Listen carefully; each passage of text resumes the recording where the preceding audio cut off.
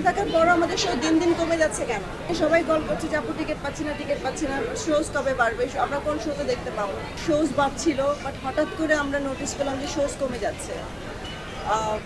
এখন আজকে সকালে যেটা হলো যে সীমান্ত সম্ভারের যে শোটা আমাদের ছিল, সেই শোতে ওদের এসি চলছে না, এই কারণে টিকিট রিফান্ড করতে হচ্ছে, এমন কিছু একটা শুনতে পাচ্ছি, আমি জানি না আসলে কি হয়েছে।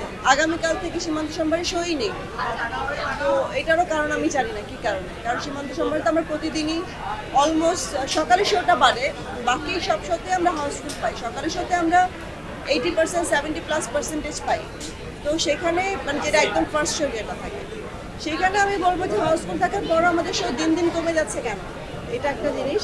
কারণ ওনারা তো প্রথম থেকে আমাদেরকে সাপোর্ট করে যাচ্ছিল, যে শোজ বাড়াচ্ছিল, তো এখন কেন শোজ কমছে? আর আমি এখানে ঢোকার সময় টিকিট কাউন্টারে দেখলাম 6 জন দাঁড়িয়ে আছে, ওনারা টিকিট পাচ্ছে না। তো যদি টিকিট পাচ্ছে না ব্যাপারটাই হয়, তাহলে আমরা কেন শো বাড়াচ্ছি? সবগুলো সিনেমারই মোটামুটি শোজ অনেক আছে, আমাদের তুলনায় আমি বলবো যে ডাবলের চাইতেও বেশি আছে। আমি কোনো স্পেসিফিক কারো কথা বলছি, আমি সবার কথাই বলছি ইন জেনারেল। তাহলে আমাদেরটা যদি রাক্ষসের যদি ডিমান্ড থাকে, তাহলে আমরা কেন সেই শোজ আমরা কেন দিচ্ছি না তাদেরকে, আমরা কেন দিতে পারছি না? আমার একটা প্রশ্ন থাকলো স্টার সিনেপ্লেক্সের কাছে।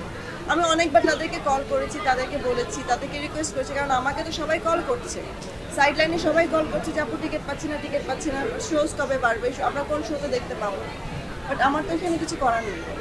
তো ওই দিক থেকে আমি বলবো যে রাক্ষস একটা ভালো সিনেমা ছিল, দর্শক খুব ভালোভাবে নিয়েছেন, এবং দর্শকের চাহিদা মতোই আমরা সিনেমাটা বানিয়েছি, এবং তারা বেশ হ্যাপি, আমরা সবাই দেখছি, রিভিউজ দেখছি। তো সেই ক্ষেত্রে আমি বলবো যে আমাদের সিনেমার শোজ বাড়ানো উচিত, এবং আগামী দিনে যদি আরও ভালো সিনেমা আমাদের করতে হয়, আমরা যদি সাপোর্টটা সিনেপ্লেক্স থেকে পাই, ডেফিনেটলি আমরা আরও সিনেমা নিয়ে আসবো।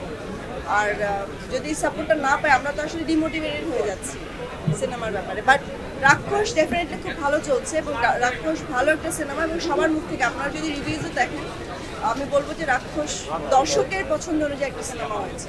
এখন আন্তরিকতার ঘাটতি, আমরা তো কোনো স্পেশাল কোনো কিছু কারোর জন্যই কখনো আমাদের এরকম নাই, আমরা ওই জায়গাটাতেই যাই না।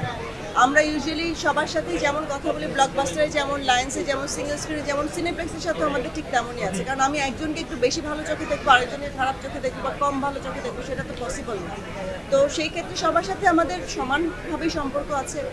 তো যদি পসিবল হয়, তারা যেহেতু শো বাড়িয়ে দিচ্ছিল, তো হঠাৎ করে কমে দেওয়ার কারণটা আমি বুঝতে পারছি না।